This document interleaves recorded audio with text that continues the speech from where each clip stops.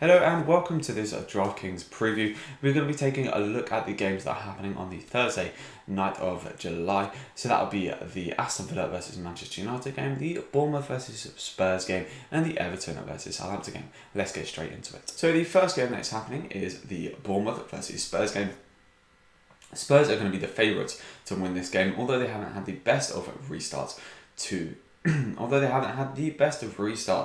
after the break. Bournemouth also have not been playing very well at all, and we also see them being very, very defensively weak. So for this one, we'll be looking at Spurs attackers, so the likes of Bergwijn, Moura, Kane, Son, Lo Celso. I very much do like the look of Lo Celso. He takes set pieces and tends to be a little bit cheaper than those other assets. Although we have seen Heung-min Son take over some of them set piece taking up duties in the last couple of games from Lo Celso. Son tends to be quite a bit more expensive. So if you're looking at the difference between cash and GPP, if we're looking at cash, we'd be looking at Son. He's got a very, very good floor, and even the likes of Lo Celso.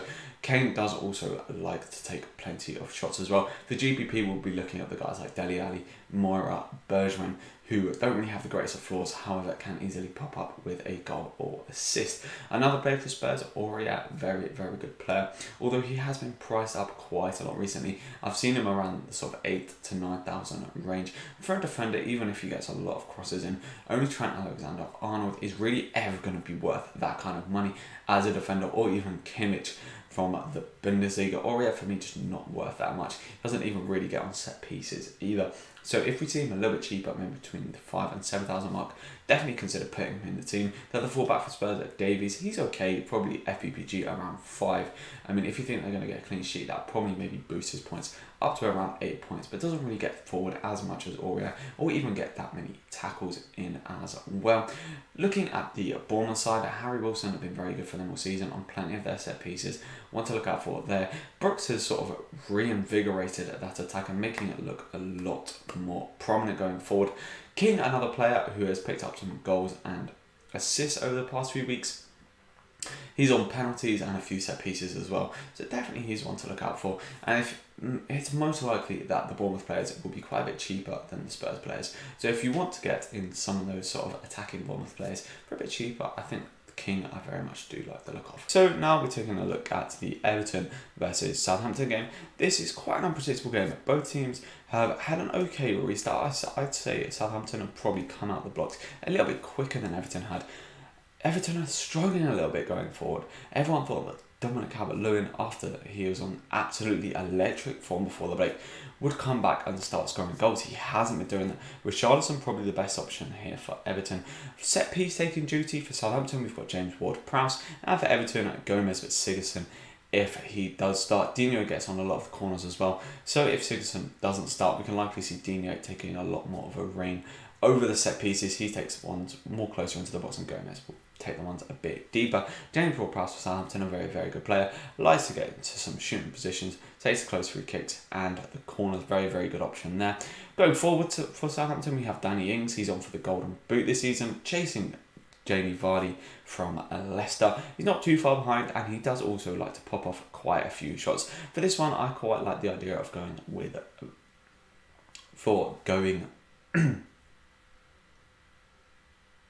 Danny Ings and Richarlison. I think those two together combining could be very good, as it's likely that we won't see this game goalless or even either team picking up a clean sheet. Talking of clean sheets, both goalkeepers are likely to face quite a few shots. However, it's hard to tell which team's going to win. And as I said, I expect both teams to score, which means the value of the goalkeepers probably go down. I'm expecting the Everton goalkeeper, Jordan Pickford, to be a bit more higher valued than Alex McCarthy, although Alex McCarthy did pick up a clean sheet and a lovely 22 points after Southampton beat Manchester City 1-0 last week. What a result that was for them.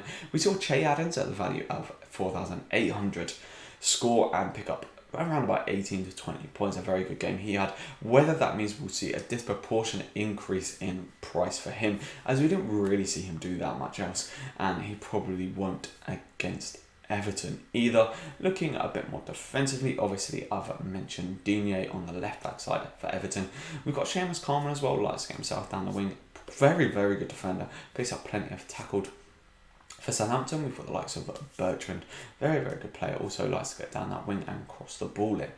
So on to the final game, and that is the Aston Villa versus Manchester United game. Now, a lot of people will be predicting Manchester United to absolutely plough through Aston Villa in this game. However, I wouldn't underestimate Aston Villa. They have been putting in very, very good performances against the likes of Liverpool and against the likes of Chelsea. They were 1-0 up against Chelsea, and they really should have scored against Liverpool and gone 1-0 up against them. We saw the likes of Douglas Luiz come in with over 10 points, something we haven't really seen him do at all this season, unless he's got the odd goal. So Jack Grealish, if you'd have captained him throughout pretty much all of the game, you'd have been in the money against Liverpool.